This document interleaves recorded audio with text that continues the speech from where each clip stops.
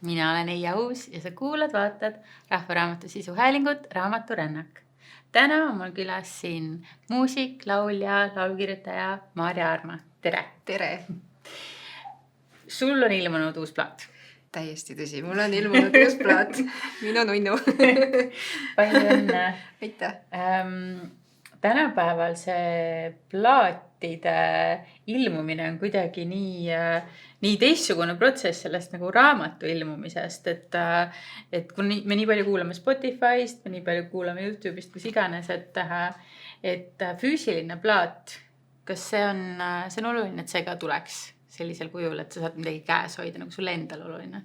Mulle endal on kindlasti oluline, jaa, sest et see muusikuna teed hästi palju sellist, sul on sellist tegevust, mis nagu kaob õhku ära, nii-öelda kontsert on suur emotsioon ja rõõm, aga siis sul ei ole nagu mingit füüsilist asja, nii et plaadina see, et kui saad füüsiliselt seda ka hoida, siis see on nagu päris, kuigi on igal juhul päris, aga ja see on minu esimene vinüülplaat, nii et on vinüülina ja CD-na ja vinüülina, et ma siit üks kord elus vähemalt võiks selle ära teha, nii et see on suur asi mu jaoks. Aga sa ütlesid, et palju on neid muid asju, mis nagu elamuslikud endasid. Mis on mõned asjad, mida sa oled viimase, ütleme siin aasta jooksul teinud, et need mingid kontserdid, mingisugused saated, asjad? Ma üks eredamaid ja mu jaoks südames ikka kannab, mul on see emotsioon ikka kaasas, on just seotud plaadiga, et oligi plaadi esitluskontsert siis 21. märts erinevate tubade klubis ja see on ootus on endal suurem ja igatepidi see kõik on nagu olulisem ja kuigi ütled endale, et jah, et tegelikult see on ju kontsert ja inimesed lihtsalt tulevad kokku, tahavad toetada. Inimesed, kes sind armastavad. Just. Ja see elevus ja närv on ikka sees, aga see õht oli nii eriline mu jaoks, et tõesti saigi nautida. Oligi täpselt see, et inimesed tulevad sinna toetada ja nautida ja see sünergia oli nii armas ja endal ja meil muusikutena laval oli hästi lõbus ja mänguline ja publik oli kaasas, et see oli üks hästi eriline õhtu. Ja neid on olnud tegelikult päris sellel hooajal, ma ütlen siis hooaeg september, nagu koolilaps, et september kuni siis selline juuni nüüd, on olnud mitmeid väga erilisi ja esimesi. Et näiteks jõulujässil esinesin oma hoopis teise kava, kirjutasin eestikeelse kava teistsugusele koosseisule ja see oli minu jaoks suur au, et mind usaldati. Ja need inimesed, kellega koos seal laval oli, Peedu Kass, Raamal Tafenau, Andre Maaker ja siis ansambel Kvart, ehk siis Oskar Lindvall, Jana Kütt ja mina, et see oli midagi erilist. Ja siis sama ansambel Kvart, meil on ka selline tore nagu hoog sees ja võtsime osa enda jaoks täiesti uus maailm, võtsime osa telesaatest, mis Kanal 2 jooksis, et laul versus tants. Ja siis sai sellist telemaastiku. Ma olen seda varem ka teinud palju, aga võib-olla oma bändiga oli see veel teistmoodi. Aga kuidas enda muusikat kirjeldad? Ansambli maamuusika, see on inglisekeelne. Ta on tugevasti mõjutatud soul-muusikast. Ja see on mul väikses peale. Mul on alati ma olen kuulama jäänud ja helisevad kõrvus Lauren Hilli hääl ja see film Nunnad hoos, mis 90-ndatel esimest korda nägin. Et see kuidagi alati on minus helisenud ja siis on minu see džässi taust, mida ma olen koolis õppinud ja läbi selle armastama hakanud. Siis need kaks saavad seal kokku ja minu suur popmuusika armastus ka, nii et aga ma ütleks, et see juur on soul muusikas. Ja ma arvatan selline soe, seiklev, võib-olla vahel nõudlik kuulajale, aga ma loodan vähemalt, et see viib nagu mingile seiklusele või mõtterännakule minuga koos, kui inimene kuulab seda muusikat. Aga kas ingliskeelsed laulud on kas kuidagi see soul juba ise annab sulle mingisuguse viite, et peaks olema ingliskeelsed või siis oleks vahet ei ole, mis keeles sa laulad või millest see valik, et sellist inglise keeles luua? Noh, et see näide on ees, siis on vast kõige lihtsam, aga mingisugune eripära ikkagi keeltel on. Kui ma aastaid tagasi õppisin Norras vahetusõpilasena, siis põhiliselt rääkisin seal inglise keeles, aga õppisin ka norra keelt ja siis hakkasin hoopis teistmoodi veel eesti keelt hindama ja laulmisel ja laulutehnikas, et kus kohas nagu keel kuidagi loomulikult asetseb või see foneetika ja kõik see pool, et see on keeleliselt on veidi erinev ja kui ta asetseb kuskil suus natuke teise koha peal, siis see kõla on ka teistsugune, et sealt võib-olla tuleb ka soul-muusika kõla, aga see ei tähenda, et tegelikult eesti keeles ei saaks soul-muusikat teha, aga see inglise keel on hästi loomulik osa ikkagi ka ja jah, ta ei ole mu emakeel et see on muidugi eesti keeles kirjutades see on veel mingi teistsugune tunne ja selle plaadil mul on hea sõber šotlane, siis kõik laulusõnad käisid tema pilgu alt ka läbi, et kas on nagu inglise keele kõnelejale mõte aru saada või need sõnastused. Et enamjaolt oli väga okei. Ühes loos ma mäletan, ta ütles, et hakkas naerma, et see on nagu mingi laste raamatu sõnastus või lastele räägitakse nii, et no, ma saan su mõttest aru, et leiame uued fraasid, aga et siis on nagu see kindlus, sest et jah, ma ikkagi emakeel on eesti keel. Kuidas need laulud siia albumile sündisid? Kaua see aega võttis? Kuidas on su kirjutamisprotsess, et alustad sa sõnadest, alustad sa ideest, alustad sa muusikast? See album, millalgi siin vaatasingi kogu see protsess, need lood ja kõik selline 3 aastat.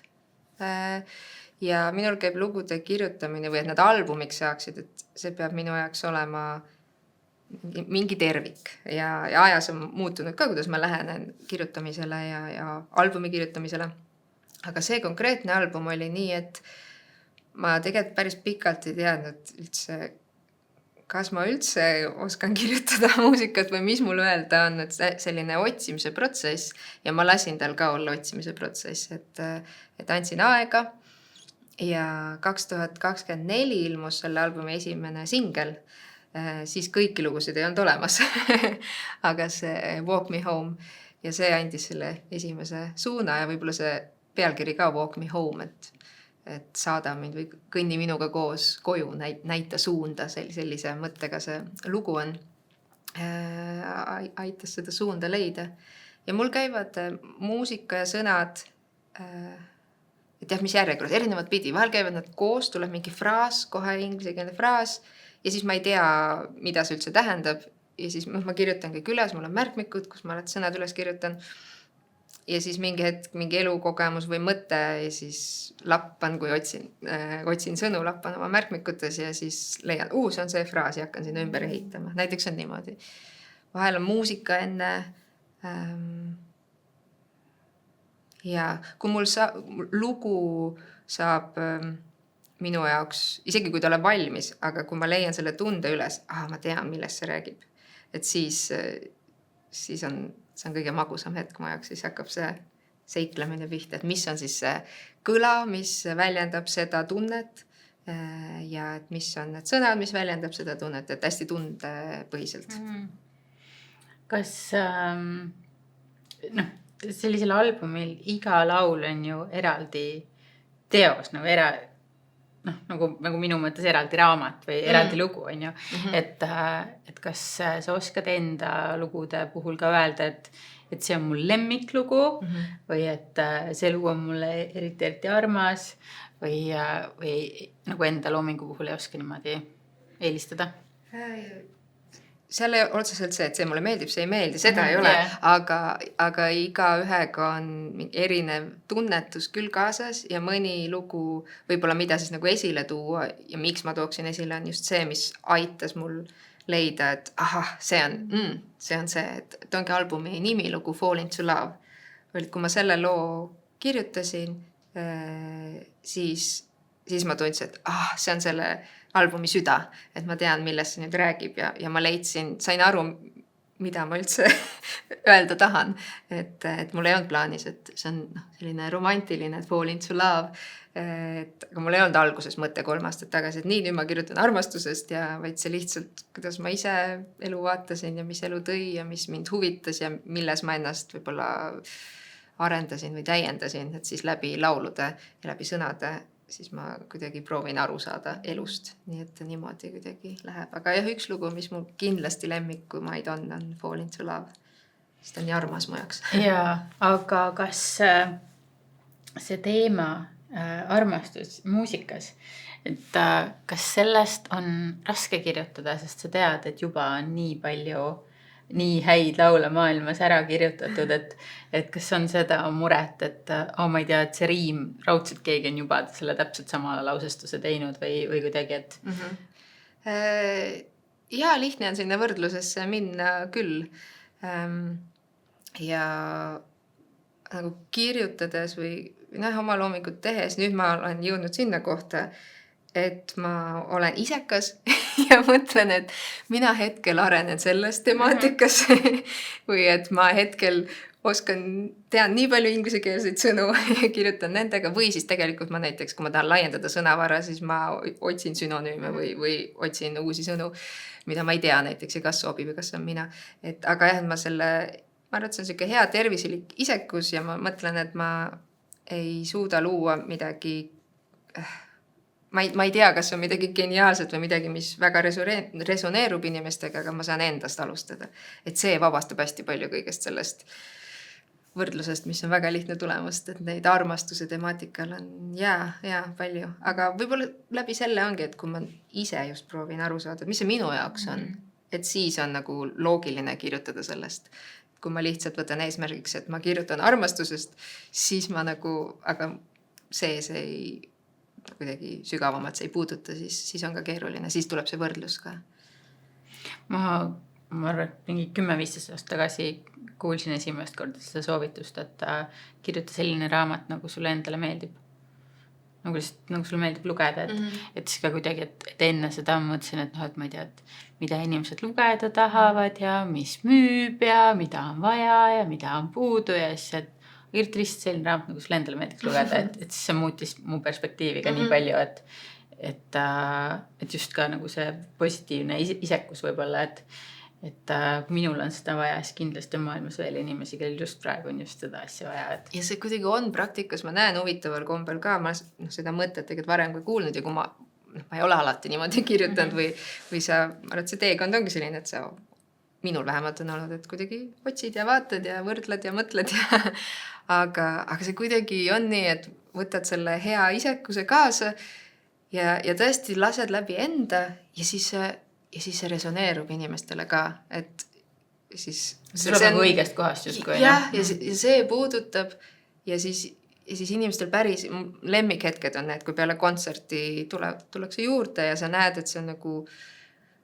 kuidagi väga sügavalt, see ei tähenda, et peab pisarates või midagi sellist olema, aga sa näed, et on tekkinud mingisugune ühendus ja see ei ole otseselt see, et tere, mina olen Maarja, tere, mina olen Mari, vaid et see miski, mida me ei oska hästi sõnastada, aga on elus selline maagia. Et see on huvitav jah, et need ei välista üksteist, vaid just nagu toetab seda, et võib-olla kui et kirjutad selle raamatu, mis on sinu jaoks, mis sul endal on tore lugeda, siis tuleb välja, et neid inimesi on nii palju veel, kellel just seda raamatut ongi vaja lugeda. Ja selles olukorras ka vist, et kui keegi kritiseerib midagi, näiteks nägin Instas, et mu viimane raamat kellegi meelest on liiga lühike, siis mul mingi, et siis see kriitika ei tee nagu haiget, sellepärast, et ma tean, et see raamat on täpselt nii terviklik ja täpselt kõik see, mis mul praegu oli anda sinna, et mul ei teki seda nagu murehetke, et issand, kas oleks pidanud pikem olema, kas ma rohkem tegema. Tõsi, sest et kui nagu laod vundamendi välisele aspektile, näiteks, et mu lugu peab olema siis 5 minutit ja siis, aga endal sees see tegelikult pole vahet või ei ole sellist arvamust ja siis keegi ütleb, et oleks pidanud olema 6, siis see tõesti kõigutab, aga kui jah endas, mitte et see nagu ei mõjutaks mingi kriitikaga, aga jah selline kriitika, mis nagu see on lihtsalt nagu arvamus või mingi hinnangu, et lühike või pikk, see on suhteline, eks ole, et siis selle saab jah nagu lihtsamalt kuidagi minna lasta, et et jah, sest endal on sellega rahu. Milline lugeja sa oled? Mina olen selline, tuli sõna intuitiivne pähe, aga ma lasen raamatutel enda juurde tulla lugeja. Et mulle väiksest peale väga-väga meeldis lugeda ja ma olen hästi suur Lindgreni raamatute fänn. Ma olen ka selline lugeja, kellele meeldib uuesti lugeda raamatuid, sest see on selline turvaline ja ma otsin seda, et selline kuidagi hea on olla, et siis ma vahel ikka lähen raamatute juurde, mida ma tean, et see kuidagi on positiivselt minu jaoks või toetav olnud. Näiteks ma just lugesin otsast lõpuni Harry Potteri kõik osad uuesti läbi. Ja nii põnev on ka lugeda raamatuid uuesti, sest et mingi periood, kui väga suurt muutust enda sees ei ole olnud, siis sa näed raamatuid samamoodi. Aga nüüd ma vaatasin neid hoopis teise pilguga. Et jah, ja siis raamatud, jah, ma lasen neil enda juurde tulla. Võib-olla kooli ajal, kui oli vaja palju lugeda ja oli tihedam aeg ja palju infot tuli, et siis mingi, et ma kaotasin natuke selle rõõmuühenduse ära. Et see on, ma arvan, ka loomulik ja see ei ole otseselt midagi halba.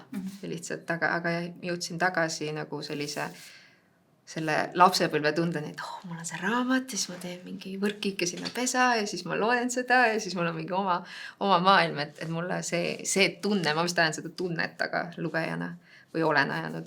Mulle see ka ajas kindlasti muutub, milline lugeja ma olen.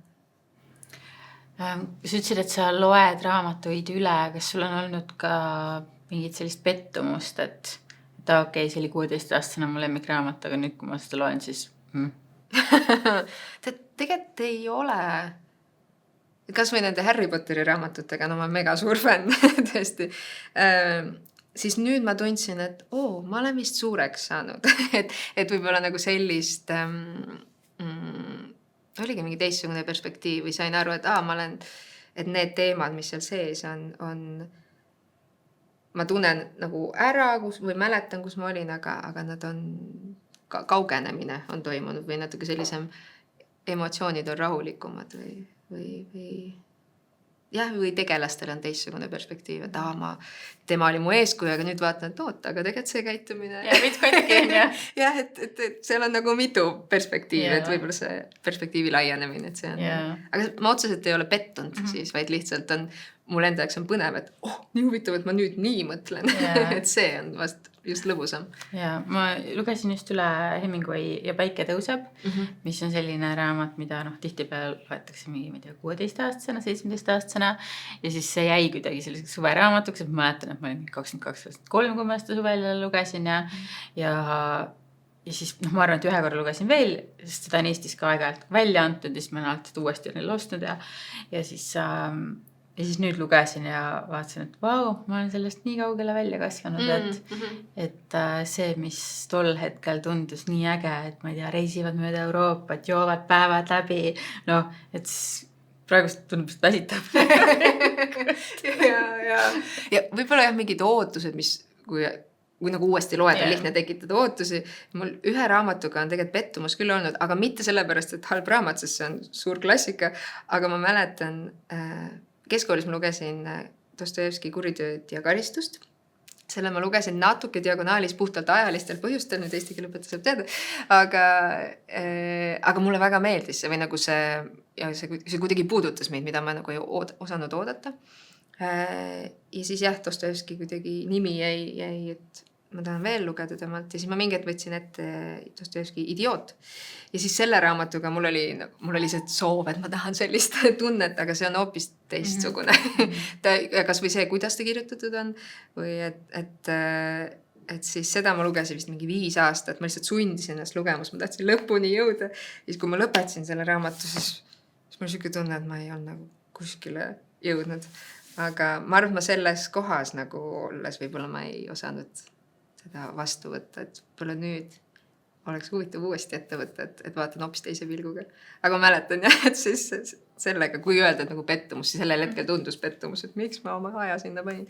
Aga võib-olla see on täpselt see asi, et ei tasu ennast suruda midagi lugema, mis sellel hetkel nagu ei kõneta, sest et siis sa arvad, et selles on süü. Tegelikult ei ole, sa lihtsalt ise oled teises kohas. Ma just lõpetasin paar päeva tagasi Palermo Vai ülemlaulu ja siis seal üks nendest tegelastest vanaema on pärit Venemaalt ja siis tal oli mingi suur teema, ta kohtus selle vanaisaga, et siis midagi rääkis ta Anna Kareninast ja nii edasi. Ja siis seal lapsed lõpus, kui vanaema on surnud, siis räägivad, et jaa, et see, kuidas ta meile seda Anna Kareninat ette luges. Ja siis selle laste ema, selle vanaema tütar oli mingi, et te vanaema ei osanud lugeda. Et ta lihtsalt nagu iga kord, kus sul Anna Karenina laati tegi, siis ta oli mingi ja siis nad läksid ja siis tuli see Vronski. Siis ma mõtlesin ka, et mingi isa kui nunnu. Nii arvast teed mingi muu lugu. Et see emotsioon on meelde. Ja, aga mis raamatud sa täna kaasa võtsid? Ma võtsin kaasa need raamatud, mis on mind üles leidnud. Ja mul esimesena, mis ma mainisin enne, et mingi hetk ma natuke kaotsin selle nagu tunde, selle rõõmu lugemisest, et kuidagi tundsin, et pean lugema, et pean tark olema ja nii. Siis see raamat nimega Quiet, Susan Cain'i raamat, oli see raamat, mida ma lugesin õppides Norras, mis ma mainisin, ja esimene raamat siis üle pika aja, mida ma tuli meelde see tunne, et lugemise. Ja see ei ole otseselt selle sisuga seotud, sest et see räägib siis introvertide väest ja pealkiri Quiet, eesti keeles siis vaikne jõud. Eks ma, see räägib, see ei ole ilukirjandus, see räägib inimeseks olemisest ja et kuidas me erinevad inimesed, me oleme vajalikud ja eks ma suhestun selle raamatuga ja siis see andis sellist ühest küljest ma lihtsalt oli põnev lugeda ja teise koha pealt paralleelselt käis see tunne, et lahe on lugeda ja kuidagi oma maailma avardada läbi lugemise. Ja ma võtsin selle kaasa esimeseks. Kas sa oled seda juhuslikult? Ei ole, kus juures ma tean sellest raamatust nii palju, aga just praegu mõtlesin, et miks ma seda kunagi lugenud ei ole. Et, no raamatud tulevad meie juurde tulema. Ja, et võib-olla sa tulidki tooma seda mulle. Sest oli kinkis tegelikult mulle mu õde, oligi reisile kaasa või kui ma õppima läksin. Ja jah, ju ta siis teadis, et mul on seda vaja. Nii et esimene raamat.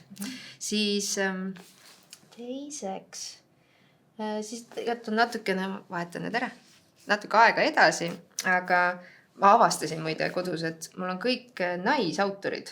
Kuidagi juhtus nii. See ei olnud teadlik valik, aga ju see räägib minu kohta, ma arvan rohkem kui jah. Et siis ma võtsin sellise raamatu nagu Clarissa Pinkola Estes, naised, kes jooksevad huntidega. Ja mina tõin selle pärast ja ma seda soovitan naistel lugeda. Mina arvasin, et see raamat on, jälle need ootustest rääkides, mina arvasin, et see raamat on selline kuidagi, kuidas ma seda kirjeldan, et esoteeriline võib olla või selline, ta ei ole sealt mingi teaduslik või nii, aga siin sai kokku jutud, nagu muinaslood, need pärimuslood, siis psühholoogia ja selline hästi nagu põhjalik ja süvitsi läbi tunnetamine ja võib-olla see läbi tunnetus, mida see autor on teinud sellel teemal, naiste teemal kirjutades, see vist kuidagi võttis mind niimoodi vau, et seda ma aeg-ajalt võtan kodus, ammu lugesin, võtan lihtsalt suvalise koha pealt lahti ja vaatan, mis tänane horoskoop ütleb. Mis tänane horoskoop ütleb. Ja mind huvitab psühholoogiaga ja üldse inimeseks olemine, et siis sellest said võib-olla kokku ja võib-olla see avas natuke ka see naiseks olemist, et me oleme kõik ju erinevad veidi, et siis kuidagi kaasa mõelda. See on jah selline raamat, mida ma olen ka ikka igalt poolt seda soovitust saanud ja nagu tohutult soovitatud ja tõesti nagu paljud on öelnud, et see on nende elu muutnud ja ma ise, jälle mõtlen, et miks ma seda lugenud ei ole, et ma mäletan, ma hakkasin seda lugema, kui mul oli hästi pisike beebi ja siis tegelikult nagu see väsimuse aste. See ei ole see lugemine, ei kindlasti mitte. See on siis, kui sul on pea värske, sa oled avatud uutele ideedele ja tahad nagu endas võib-olla ka süvitsi minna või kaasa mõelda, et sest, et jah, ta on selline, või ma ei tea, raske lugemine ei ole päris õige sõna, aga ta nõuab süvenemist, kui tahad sellest maksimumi saada. Igal juhul mul on see olemas. Olen sellega nimekirja endale. Tore. Panen need siia. Siis järgmisena ma haarasin kaasa. Ma ei mäleta, kuidas see raamat minuni jõudis, aga äkki ma kõndisin raamatupoes ringi ja siis see resoneerus. Pealkiri on võib-olla dramaatiline veidi, eestikeelne tõlge, aga teistsugust tõlget ma ei oskaks ka siia panna. Kui kõik variseb kokku. Südame nõuandeid rasketeks aegadeks. Ja selle on kirjutanud, nüüd ei oska tegelikult oma perekonnanime hääldada, äkki on nii, Pema Tšödrön. Ma loen nagu eestlane, nii et kui keegi teab täpsemalt, kuidas hääldada, siis võib mulle märku anda, siis võib julgelt kirjutada. Aga Pema on USA päritolu budistlik nunn ja siis tema, siis siin tutvustatakse budistlikke mõtteid ja tõekspidamisi ja tarkusi ja läbi tema enda siis kogemuste, tal on palju raamatuid veel. Ja siin on ka midagi sellist, mis siis mulle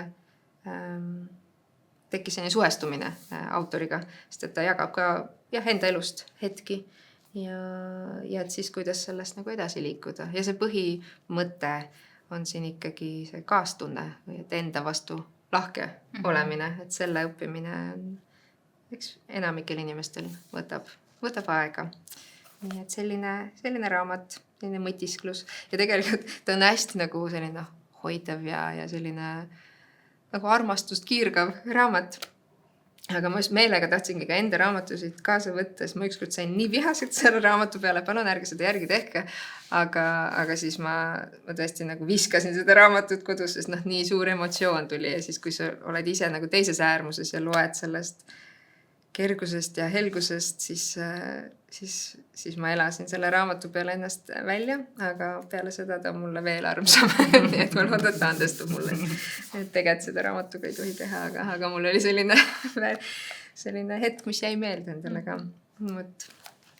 Nii, siis ja need kõik raamatud kuidagi pidi minu jaoks seotud mu albumi ja nende temaatikatega. See järgmine raamat, selle soovitas mulle psühholoog, kelle juures ma olen käinud ja see räägib inimsuhetest.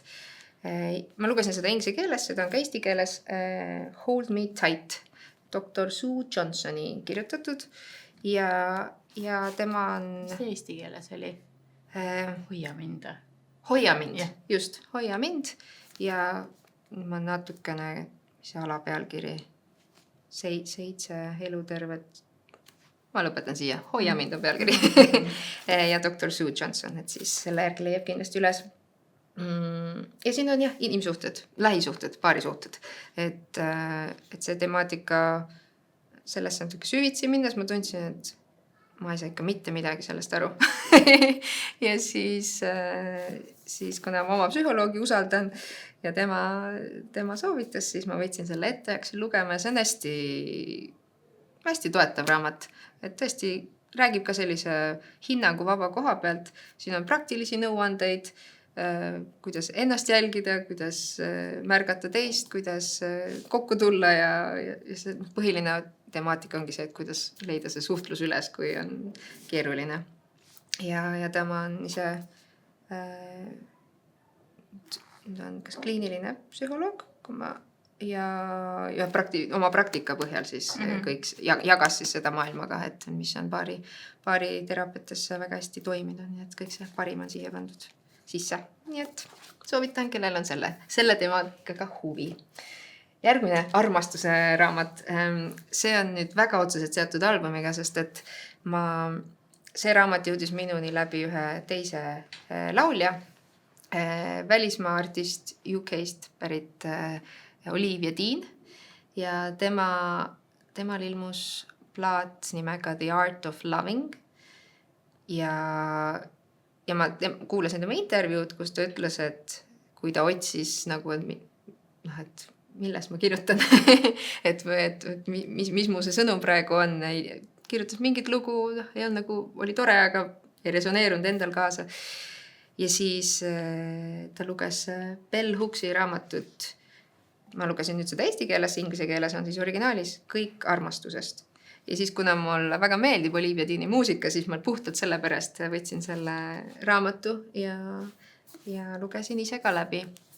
Ja see raamat räägib jälle taas, kuidas armastada.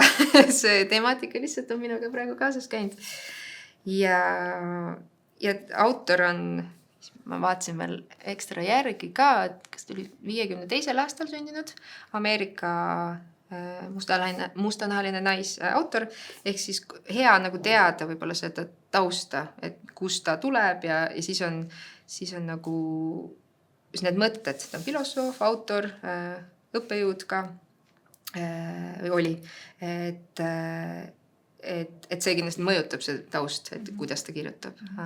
Aga ma soovitan, natuke avab mind selle raamatu juures väga häiris, et mu jaoks see kujundus ei läinud üldse kokku selle sisuga. Et sisu on nagu selline sügavalt filosoofiline ja sotsiaalmajanduslik ja et seal on nagu nii tõsiseid teemasid, aga see kaanekas on valentinipäeva kingitus. Valentinipäeva kingitus. Jah, jälle see ei ole võib-olla väikse lapse kõrvalt lugemise. et ta on ka ikkagi paneb kaasa mõtlema just laiemalt ongi, et ka seda, et ongi, mida ühiskond või mis on ühiskonnas normaalsus, mis hetkel, kuidas ise suhestud, kuidas need mingid rollid, kas see on tõene, kas ei ole, kui palju endal on nagu seda võimu, väge, neid norme nagu purustada, kui palju tegelikult ikkagi ka keskkond, kas teeb seda raskemaks või toetab. Et need temaatikad kõik käisid siit väga tugevalt läbi ja ma natuke uurisin veel seda tausta, et see raamat tuli, võib-olla see kujundus, ma ei tea, kuidas algne kujundus oli, aga see sai väga populaarseks uuesti siis, kui oli 2020. aastal Ameerikas need suured rahutused, kui George Floyd ja Breonna Taylor surid politsei vägivalla tõttu ja siis, kuna see puudutab seda temaatikat, segregatsiooni ajastu või see selle järgselt siis tema mõte läks natuke kaugemale, aga igatahes, et see oli hästi tugevalt seotud, et siis see tuli uuesti nagu nii-öelda popkultuuri ja siis ma sain aru, et ja siis popkultuuris laulja võttis selle üles ja niimoodi see levib nagu uuesti, sest et see on tegelikult 99. aastal kirjutatud, et sai nagu uue tiiru inimeste mõtetesse. Siis ma võtsin ühe eestikeelse raamatu, mis ongi mul vist kas viimane raamat, mis ma olen lugenud. Pamela Marani Luu üdini paljas. No ma olen täiesti armastuse teemal, nii et see podcasti pealkiri tuleb täna. Mina ja Leopold, äreva ülemõtleja armastuse päevik. Hästi lihtne lugeda, läheb niimoodi siuhti ja mina ei olnud Pamela raamatuid varem lugenud. See raamat tuli minuni, et ma nägin Facebooki postitust ja siis ma oligi ette tellimine, siis ma see tundus kuidagi paelus, mõtlesin, et ma loen. Ja leidsin jälle nagu endaga seoseid, see ülemõtlemist ma väga hästi oskan ja tore on lugeda kuidagi, saad aru, et sa ei ole üksi ja annab võib-olla sellist, see andis minu jaoks nagu perspektiivi endast ja seda ruumi sinna vahele, et natuke leppimist ja samal ajal ka, et kuidas ma ise tahaksin edasi minna või mis toetaks, mis mitte, et hästi selline kõigiga nende raamatutega on isiklik suhe, isiklik põhjus. Tulin hästi isekalt siia. Aga ma soovitan, seda võib luges juhti. Isekalt armastusest. See on väga tava pealkiri. Nii et selline raamat. Ja viimasena tõin, ja mida ma kohe siiralt soovitan, Doris Kareva Mandragora. See jõudis minuni ka sellel hooajal ja siis ma kuulasin, ma ei mäletanud tegelikult kumba pidi see oli, aga igatahes ma kuulasin ka Doris Karevaga intervjuu Tööülikoolis ja see, kuidas ta neid sõnu eesti keeles seab ja siis ma läksin raamatupoodi lihtsalt, et midagi Dorise loomingust, et lugeda. Ja siis ma lugesin seda raamatut ja mul oli ka mingi võib-olla ettekujutus või mõttes. Ma tunnistan, ma ei ole väga palju luulet tähendab. elus lugenud ja kirjutan laulusõnu ja nii, et ma olen täiesti teadlik sellest, et ma arvatavasti vahepeal leiutan jalgratast ja mingil määral ma olengi nagu varasemalt siis võtnud nii, et ma kõigepealt tekitan ühenduse selle tundega, et lõbus on seda teha ja siis ma lähen ka nagu tarkade ja spetsialistide juurde, et avardada enda seda tööriistakasti. Aga jah, nüüd on luule järjest rohkem minu ellu tulnud ja seda raamatut lugedes need sõnamängud või see lustlikkus ja hästi sügav teema, üks hetk mul tulid pisarad mingi mõtte peale, teisel hetkel hakkasin naerma, sest et see on nagu kuidagi lihtsalt sõnamäng sõnamängu pärast ja see mänglevus, millega ja see tunnetus nende sõnadega eesti keeles, mul on nii suur nagu austus Turise vastu, et see on väga-väga-väga vägev, tõesti vägev, nii et seda ma soovitan, et oma eesti keele ka ühendust saada ja armastust leida, et jälle see armastus tuli. Aga jah, nii et klassikat. Ja ma paar aastat tagasi läksin Maarja Mitt-Picheni juurde esinemiskoolitusele ja siis ükskord ütles ka, et nüüd järgmiseks korraks õpi luuletus selgeks. Siis ma õppisin selle Mandragoora luuletuse ja siis lihtsalt siiamaani nagu ma näen seda nime juba Mandragoora. Mandragoora, seda mõtet korda. Kõik on pöördub, kõik on mõeldub, kõik on. Aga loe sina üks luuletus äkki sealt ette või midagi enda loomingust? Ma olin kahe vahel, et kas ma siit otsisin. Mul on siis kas Torise nagu täieliku spetsialisti ja meistri sõnu või siis jalgrattaleiutaja ehk siis mu enda sõnu, nii et ma ei teagi kumba. Ma nüüd jalgrattasõnu on huvitavam. Võtame siis selle tervislikult iseka ja see on sellise, mul oli ansambel, et ega teeniselt on, me oleme sükse pausi peal lihtsalt füüsilise distantsi tõttu bändikaaslasega Greta Grund ja meie album Püsimatu hing ilmus 2015 aasta. Ja siis mõtlesin, et kui ma siit loen, siis ma loen sõnad, see on kõik eestikeelne muusika ja temaatikas jätkuvalt, et pealkiri on Süda ja mis ma siis sellel hetkel üle 10 aasta tagasi sellel teemal kirjutasin, oli selline. Kinni vajunud laug, pimeduses veereb mu tee. Hingan, on antud paus. Hoogne tulede möll üle minust käind, jõud on läind, hing sellest kinni jäi. Kuuldes palvet mu suul, nähes minu ootavat meelt, peatud, et anda ruum. Hetk ja siis astuda samm. Pelgupaiga soov ja su hool, ramm leiaks kerge voo. Rind tuksub sul nii, olla vaid siin, kutsub su viis kõhkluse piin. Mis juhtub siis südamega? Kinni vajunud laug. Vajan ainult hetkeses öös, puhkus mu mõttetöös.